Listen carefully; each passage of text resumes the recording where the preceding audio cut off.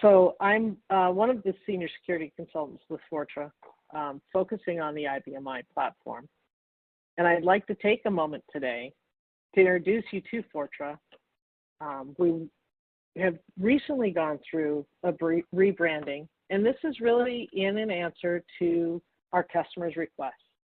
The challenges our customers continue to bring to us was about how hard it had gotten to be able to protect their data.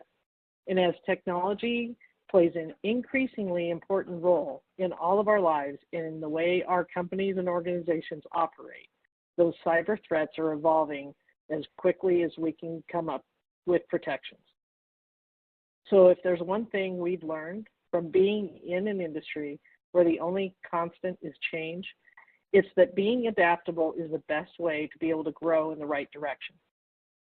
Consequently, we are a different company today, one that is tackling these cybersecurity threats head on, and that's why Help Systems is now Fortra. We'd like to be your cybersecurity ally. And we're bringing with that the same people-first support and the best-in-class portfolio that you've come to expect from Help Systems. Only now we're unified through a mission to provide solutions to organizations seemingly unsolvable cybersecurity problems. And we offer those leading solutions like data security, infrastructure protection, managed services, and threat research and intelligence. So throughout every step of our customer's journey, our experts can help increase your security maturity while decreasing your operational burden. So hopefully that gives you a little bit of an idea of why we've come to the name Fortra. And it's really about the evolution from focused on just automation to really focusing on security, which is what everybody's largest challenge is from the feedback we've gotten. So let's get into this. For those of you that are new to the IBM platform, the I in IBM actually stands for integrated. And this is because it delivers the entire system all in one. So you don't have to install your database. You don't have to install your operating system. It's all included. And because of that, the access is controlled by something that we refer to as OLS, or object level security. So any person accessing the system can request to access anything on the system. And what's going to determine if they have that is that object level security. So if we think of how we connect in the past through our green screen consoles, and those of us that have been around for a minute will remember the twin axe cables that we had to drag around and repair. That traditional interface, object level security was the answer. It had the final say. If you didn't have access to a terminal, you weren't going to have access to the system. But what's changed with that is TCP/IP. So when we look at the IBM security, they've given us some shortcuts to be able to try and control this object level security. So exclude is going to be the lowest level, no access, won't even be able to know the objects exist on the system. So you can see the objects, and when we step change, and that allows us to actually modify objects that already exist. When we go to all, not only can you see data within objects, you can see all of the objects. You can modify that object, modify the data it contains, but you can also delete it or maintain it.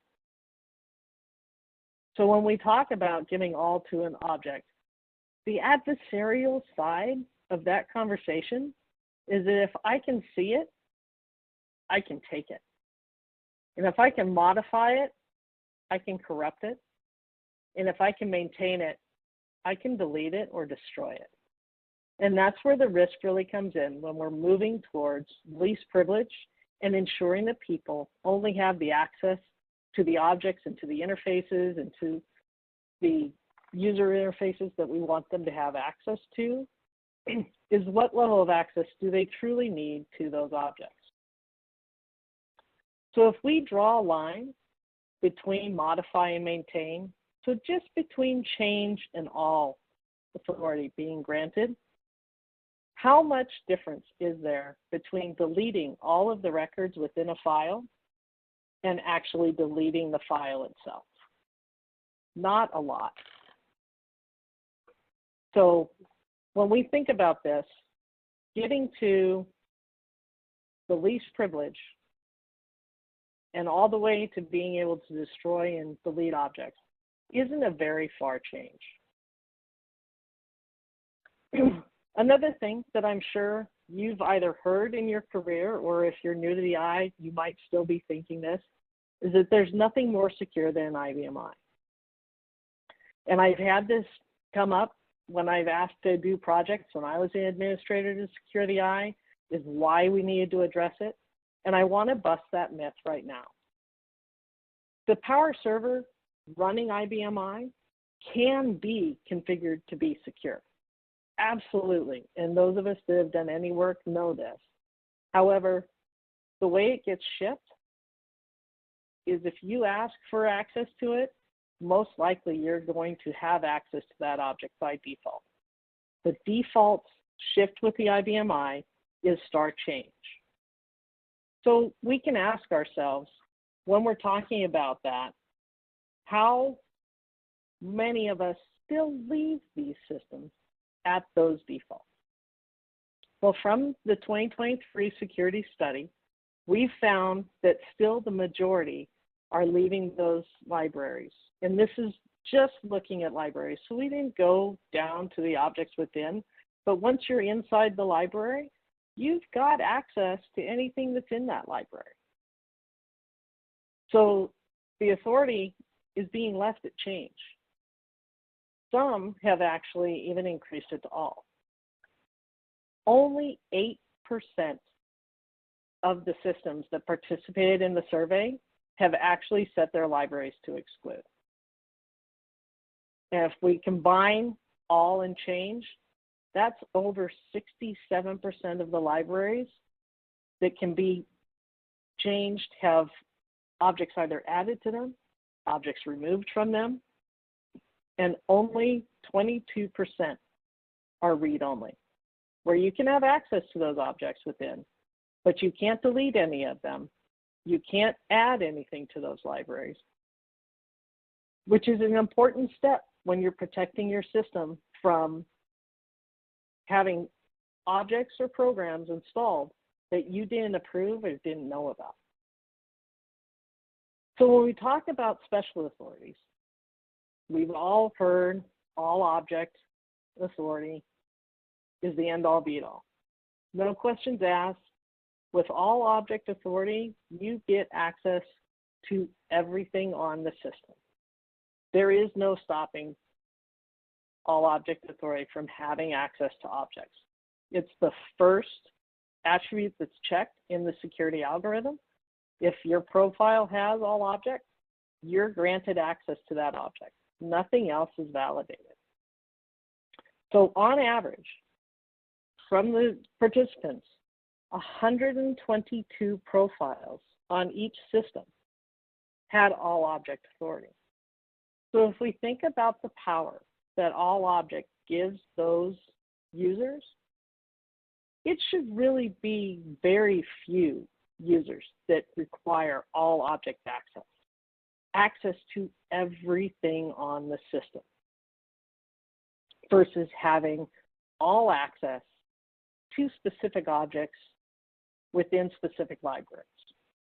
And that's where we talk about least privilege. So when we talk about object level security,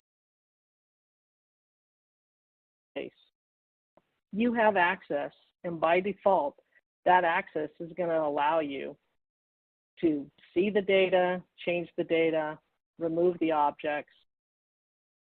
So if we remove object level security, how do we protect the integrity of our data, protect the stability of the data staying in place? Well, we start introducing compensating controls. And when we were green screen and we were TwinX and there was no ODBC out there, we built menus application security logic, command line restrictions, so users could only work from the menus that we provided them. And that gave us pretty good assurance that our data was going to stay within the parameters that our applications needed to be in, that our applications were going to be making those choices and those decisions to protect the integrity of our data, to ensure that someone wasn't going to be able to either access data they shouldn't have access to, or be able to change data they shouldn't be able to change.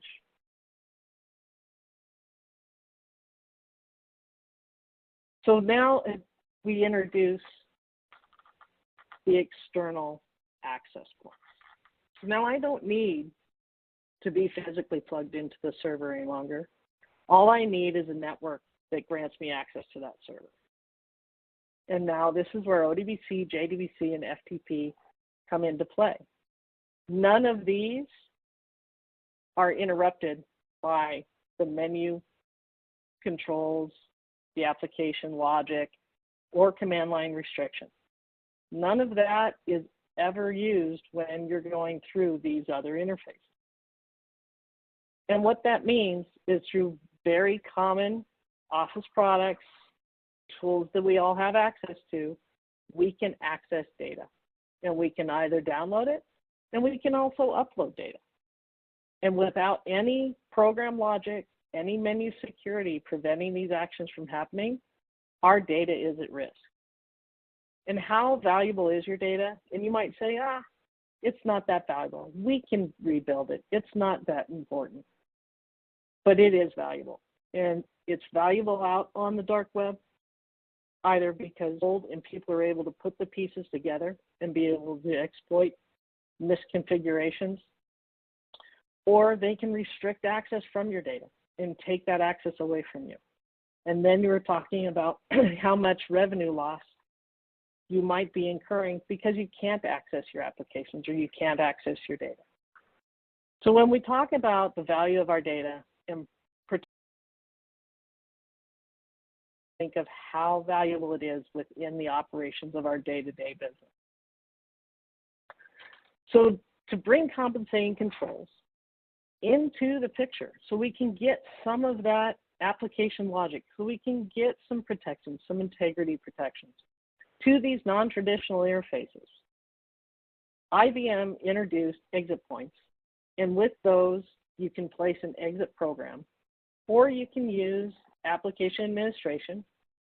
Function usage is also another term, to be able to prevent access either through those interfaces completely, or with exit programs, you can be able to restrict access for specific functions. And that's what we're going to talk a little bit more about, is when we go into combining exit programs along with object level security to least privilege. And then from the traditional interface, we have our menus, our application logic. We've really gotten to the best place that we can get. So layered protection, not all of our eggs in one basket, aren't hanging our hopes all on the same piece of functionality.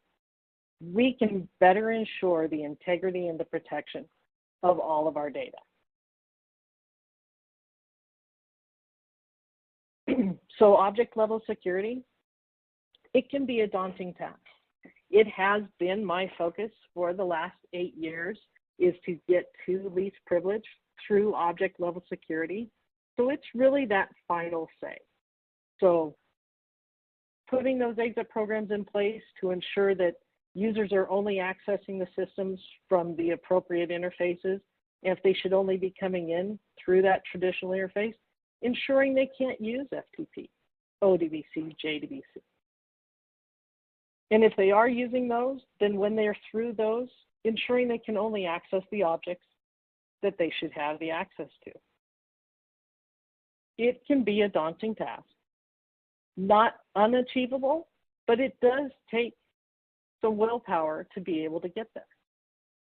If you already have object level security, which I will tell you, I am finding more often now that customers have started down this path, and it's becoming more common that some steps have been taken to apply some object level security. And we saw that when we saw 8% of the libraries have been set to exclude.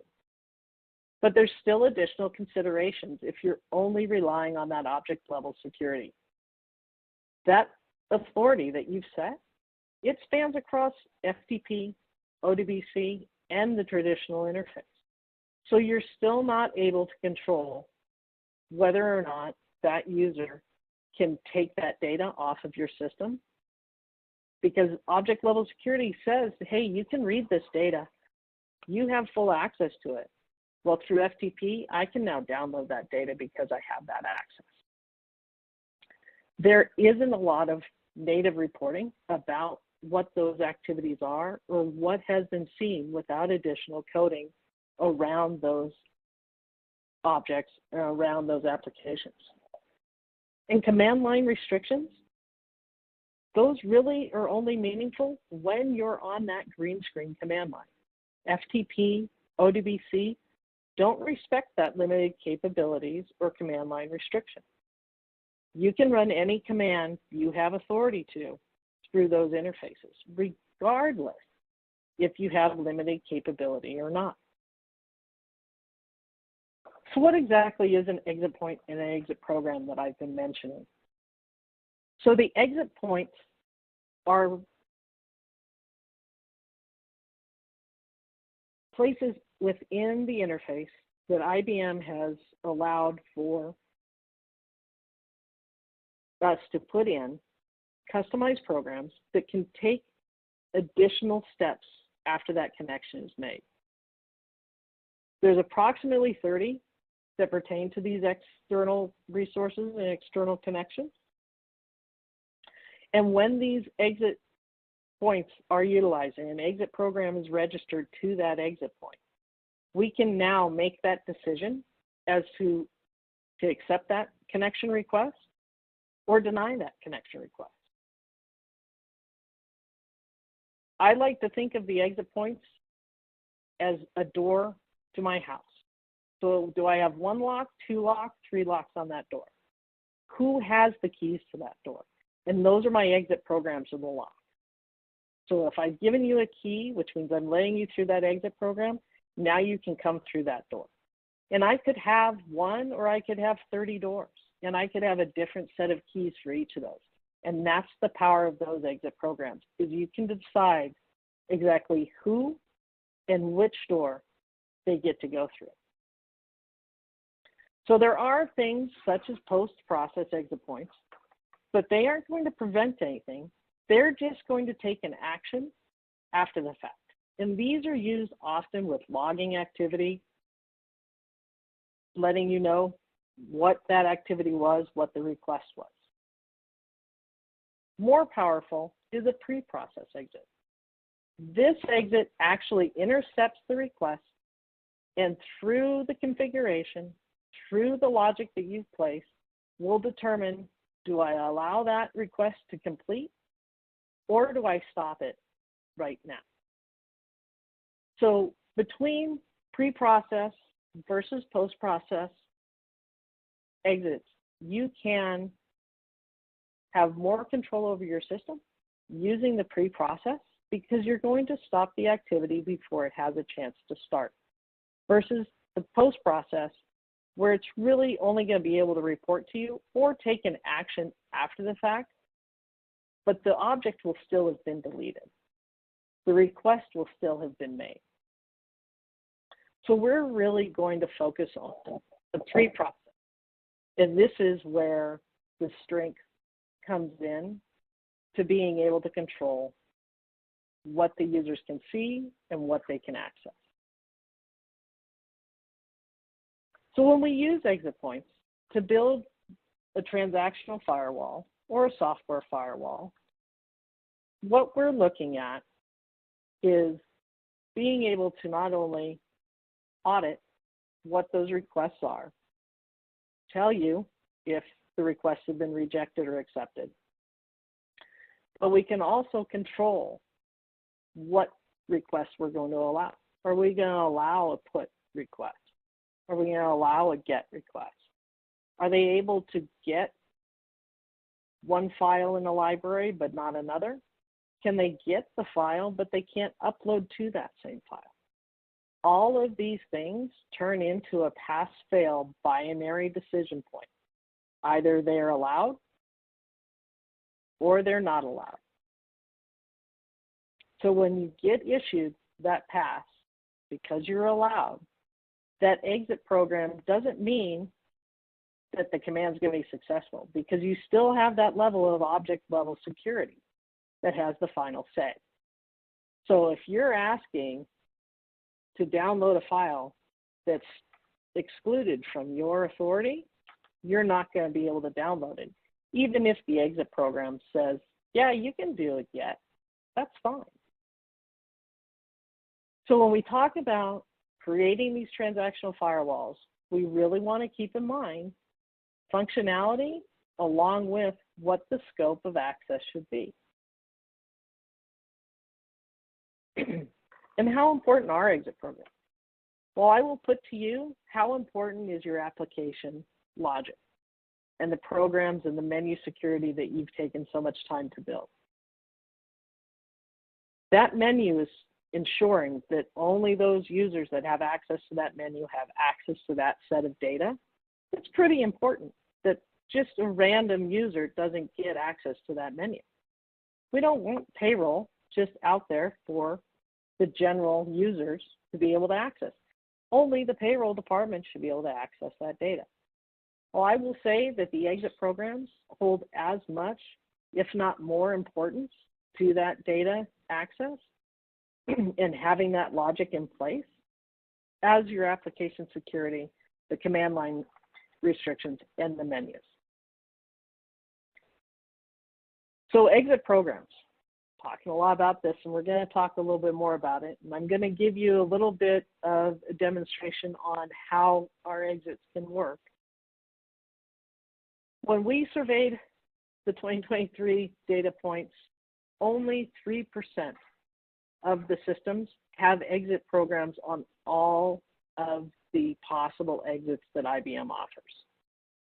97% don't have them covered and may have one or two or less with an exit program. So some only have FTP covered, but they've ignored ODBC, they've ignored JDBC and the DDM exits. If you don't have all of your doors locked, if you haven't put that protection to ensure that only those that you want to come in can, how much have you truly protected your system? So let's talk a little bit about how Forta can help in this area with PowerTech Exit Point Manager for IBM I. It is in our suite of perimeter access control tools, and it has done the work for you. So we've created exit programs that you're able to configure through a menu and not have to write all the code and all of the logic that's required to ensure that you are allowing the activity you want to allow and that you're rejecting the activity that you don't want to allow. So in this example, I've created an unsecured user. I've given them SecOffer class, which I will tell you is only really useful when you're changing a user profile or creating a user profile in the beginning, because it's a nice little shortcut to be able to grant them all of the special authorities. After that, the class is really kind of meaningless other than the menus it may present when they sign on to that green screen. So when you're looking at users, don't just focus on that user class. Look at the special authorities they have, look at their group memberships and the groups that they're a member of. That's where the authority is truly coming from. But I've decided too much security, I'm going to limit their command line access. So I'm going to make sure that they can't run a command. So as an example, when we look at these users in an audit, very often the explanation will be, oh, they don't have command line access, so we're going to take them off the list of administrative users. And I will say that that isn't going to be true if you have allowed your system to be accessed through TCP/IP. And I don't know of a system that's not accessible through TCP/IP anymore. So just to show you that I do have data in this file, and that the file exists, I used another user profile to do an update data on this payroll file. And just with simply change, I was able to view the file under a change mode, and I was able to change the salary. Now with my unsecure user, I'm going to try and download that data, and I'm going to be successful because when I connect to my system, I'm going to connect and look at a different file. So I'm looking at the pay new file and not the payroll file. I've configured the exit that you can see the pay new file, which has possibly duplicate information from payroll. And this is where that scope, where understanding where your data lies, who has access to it, and who should be accessing which data becomes even more important. So when we choose to block a user from being able to view that file, and now trying to look at the payroll file, I'm just going to display it. It still takes that requirement of being able to get through the interface and have that access. And now I've been denied. This function's rejected. So I don't have access to get to the payroll file, even though I had access to get to the pay new file. FTP. We'll log in with the unsecure user. I'm able to type in the command help, and FTP is very generous and tells us all of the fun things that we get to do. And if I type in remote help, it gives us even more options. And you'll notice that you have the delete file, you have the different modes. It even provides us with what the path is for routes, either using QOpenSys, the format name to be able to access the different files, or files and members. It's very generous when it gives people help, even if they don't know anything about the IBMI, how they can access that data through this interface. So if we do a get on Pay New, which we know we were able to download, that transfer completes successfully. Nothing's getting in our way. And when I've downloaded that successfully, I've now walked away with that data. And this is simply using an allow through that FTP server and allow through the SQL server to be able to get to the data and have those functions available. And at the object level, I've allowed use authority. All I need to be able to do is read those files. So when we talk about limited capabilities, which I set to yes, no command line access, but if I enter the command quote, I can create a live.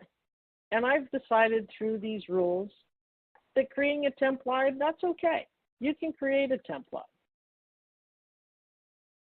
You can delete that same temp live. So both of these commands are being allowed through that interface and being able to do these different functions.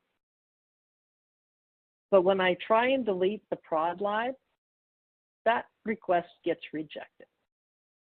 And this is because I've either only allowed them to use the temp live object, and so they can create and delete that all day long, and they can't touch any other objects, or I've specifically said that they can't access the prod live. There's a number of different ways that we can ensure that the access that you want to allow is the only access that's happening. So we've looked at FTP and we've looked at the download transfer, but what about SQL scripts? So there's a new piece that ACS has exposed a little bit nicer, and I will go so far as to say a little bit easier than the old Navigator, and that's the schemas and run SQL scripts that you can also access from your 5250 emulator. The nice little gear icon brings up that same run SQL scripts window, as well as the actions menu will allow you to go to the run SQL scripts. If we go into the schemas, we can select a library, add that, and we can see all the tables that we have authority to in that library. When we try and open that payroll file though, again, we get rejected because we don't have access to be able to download or open that file through an external interface. This hasn't changed how I access that file from the green screen, only through the external interfaces. Another way, and I'm sure some of you have probably done this or needed to do this, is through a popular Office tool, making a connection to your IBM i. I'm going to grab some new data. I log into my server, and I'm able to see all the tables in the library that I've got access to. I can see the columns in Pay New because we know I've got access through those external points to be able to see that Pay New library. But when I try and access the payroll file, I get nothing back. And when I try to interrogate it again, that function again is rejected because I've restricted that payroll file from being accessed from these external resources. So if we look again at how we can help with this, within the Exit Point Manager menu, we have a reporting menu. So you can see everything that's happening, all the requests that have happened, whether they're accepted or rejected. And right from the intrusion detection menu, we'll go to the server function report menu, and this will allow us to look at just specific users. So we're going to look at this unsecure user and be able to determine what functions they did that day. And this is what allows us to start building those rules and being able to determine if the activity that they're doing is allowed or not allowed. So for this example, you can see where I did that select from the payroll Pay New file and was able to see all of that data and download it. This will also log any of those rejects that happened and when we were able to block and prevent that activity from happening.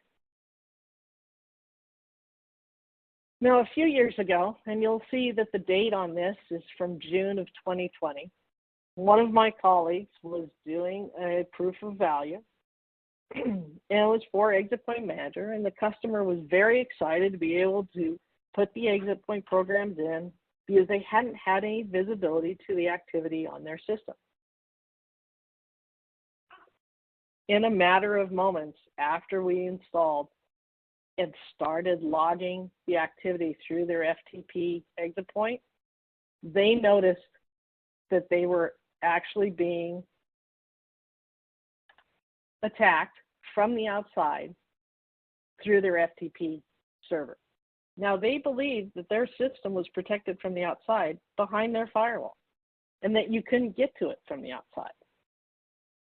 So this alerted them to the fact that they were exposed to the internet. And you can see as the attack went on, it moved from one common account of administrator to anonymous, and it went on and on and on.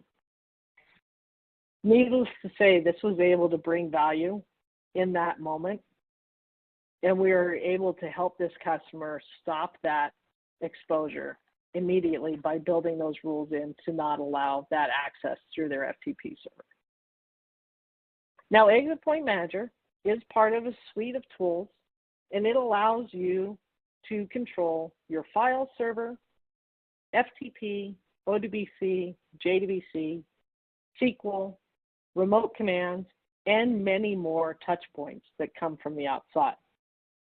Being able to control the access to your IBMI that's coming through these external touch points is critical to being able to ensure that your data is secure and that your system is safe and not going to be either overwhelmed by bad requests or have a loss of data or a corruption of data. When we talk about getting to the best case scenarios, to getting to least privilege, to being able to protect our data in the best way, the layered approach of having our exit point programs protecting us from those external access points, having our menus and our application security configured correctly so that from the traditional interface, our data and our data integrity is protected from those points, and then having that object level security configured to the best of our ability to least privilege puts us in the best position we can be in. The PowerTech Exit Point Manager for IBMI makes it really straightforward and easy for you to configure these. You don't have to do the programming. You don't have to install anything. We do it all for you and through the application. So through configurable screens, you're able to build rules, choose what you want to log, be able to manage multiple servers. And we've made it easier in the newest versions so that you can build rules from existing activity. So you know if that business process, because your EDI transfer is happening every day, all the time, you can approve that process, build the rule right from within the screens, and that process can be set so that it's allowed. So you're not going to break that business process as you're starting to restrict other interfaces. And you can set that so that that business process only works through that SQL interface. And it's denied for FTP, and it's denied for ODBC, and it's denied for DVM. But you can allow it just through SQL, and you can allow it just to those specific objects and those specific functions that it's performing. For me, not having to code those exit points was a quick decision to be able to put in exit programs into my environment and be able to start protecting my system. And having the rule-based engine that I was able to configure in real time was a huge tool that allowed me to secure my system even better. So there are other offerings that we have, and I would be remiss if I didn't expand a little bit on what we have. So not only do we have the perimeter access control, our Exit Point Manager, but we also have compliance reporting, and for down that same path is our SIM agent.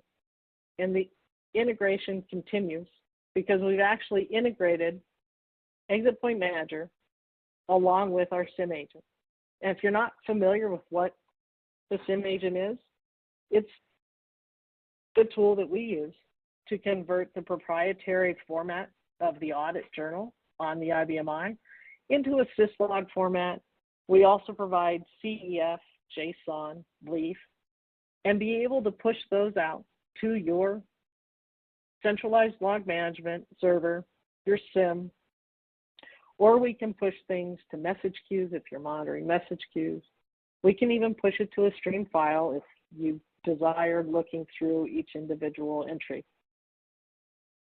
Being able to, in semi-real time, get those activities that are happening through your external touch points and those interfaces, and knowing about them and being able to push them and escalate them into your SIM, where hopefully they're being monitored and being looked at and actions can be taken, is a huge leap forward in visibility and in reaction time.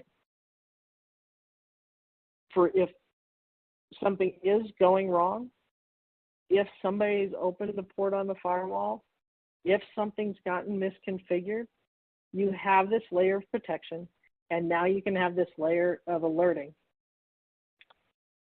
And again, this happens in semi-real time. So when the transaction happens, Exit Point Manager will either allow or reject it. That message gets pushed to your SIM. The SIM reads it, and then hopefully that alert gets acted upon. So we will say that a lot of us have been running our systems, and I know this was true for me in the very beginning, and we inherited the systems, and we don't necessarily know what we've walked into.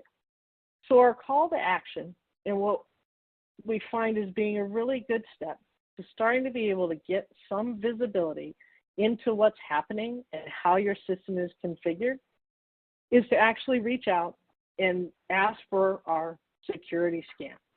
This is a free service, no obligation, runs in less than a minute, and it will give you back a high-level view of how your system is configured. I've included the link on the deck, so you can click right there to be able to sign up for it. And this also includes time with myself or one of my colleagues to be able to go through the scan in detail and really walk through what the risks are and how we can help you. The first thing that it comes back with is whether you have exit point programs deployed. Now, if this comes back green and you've got exit point programs on all of your exits, that's great. But do you know how they're configured? So I will put the challenge forward that if you have exit point programs in today, even if they're exit point programs from Exit Point Manager and Fortra, take the time to know what those exit points are configured as. Reach out to us for a health check, and we'll walk through those rules with you to ensure you're getting the best security and the best value for what you've implemented. In the next month, the newest State of Security study will be available. We'll be doing that presentation soon. And it'll be packed with not only some of the facts that I showed you today, but a number of other metrics that we measure and questions that have been asked when we provided the survey.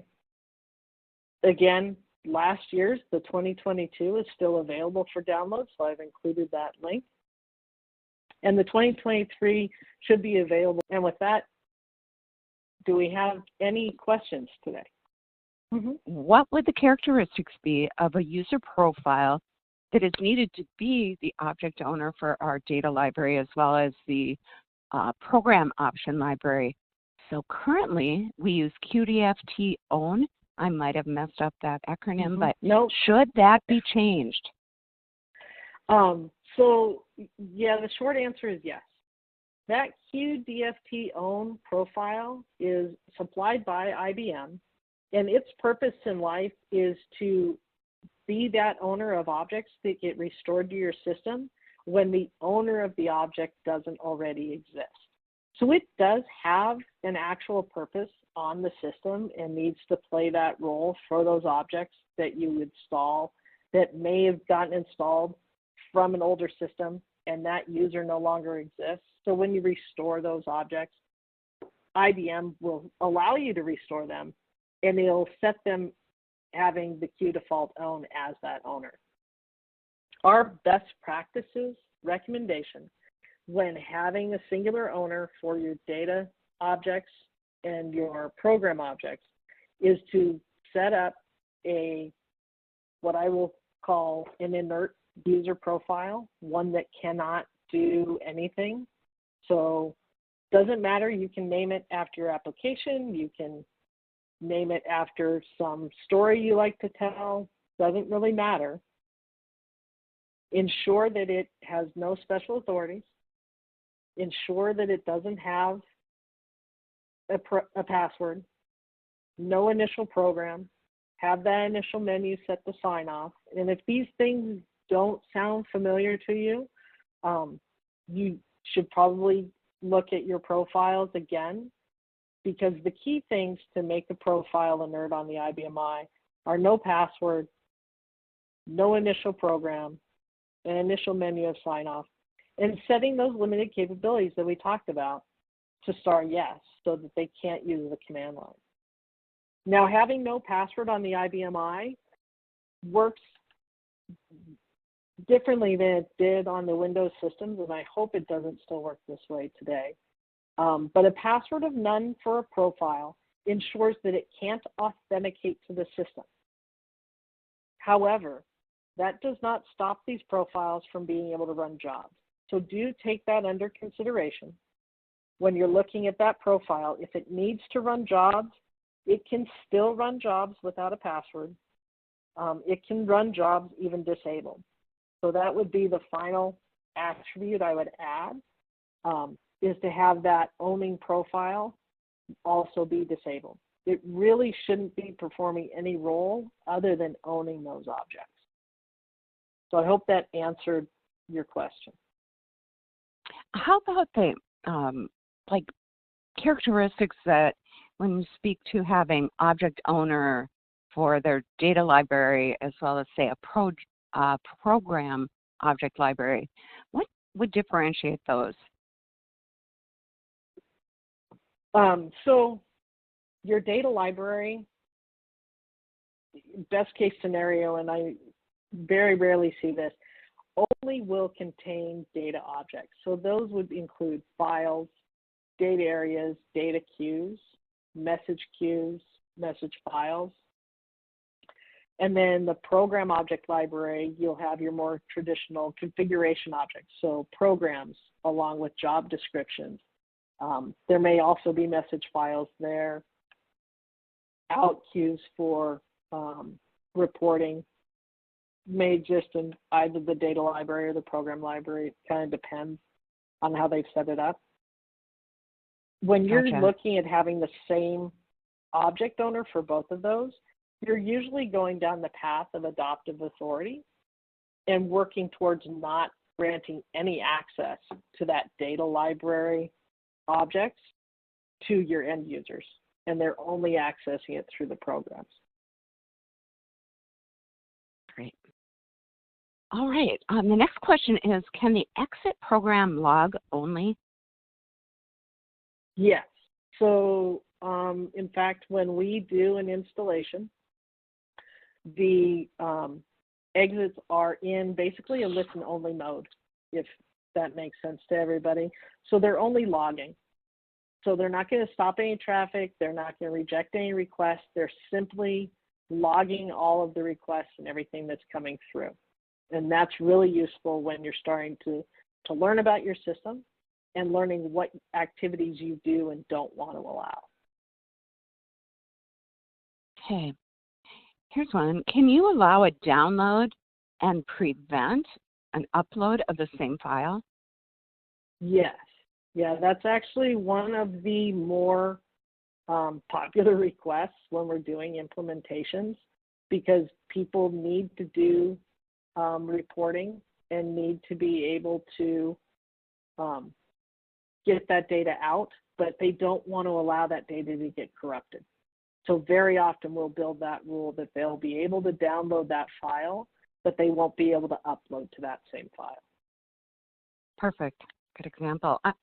Amy, I'm the one who switched up the deck here, just wanting to put that no problem. Risk assessment link back up there. Okay, another question is, what is application administration? So application administration, and it is changing a bit when we move to 7.5. So it previously, before all the exit points were put in place, was the way that we could control access to FTP or ODBC, but it's very blanket. It's either on or off. So there was no way of saying if you're coming from an internal IP address, you can come through FTP, but if you're on an external IP address, you can't, where the exit programs allow you to do that. They've moved from application administration, and I keep tripping myself up. It's now referred to as function usage. And in the new Navigator, and when you move to 7.5, you will see that the number of controls have been greatly reduced because a number of them have been moved into ACS. And we need to actually control those through the ACS security and setting up those registry entry files to ensure users are only getting access to the functions that way. Okay. All right, then, seeing no more questions, I want to thank everyone for attending today's webinar. I especially want to thank you, Amy, for sharing your expertise with us today. Such great information here. Later this week, watch for our follow-up email. It will contain a link to the recording of today's webinar.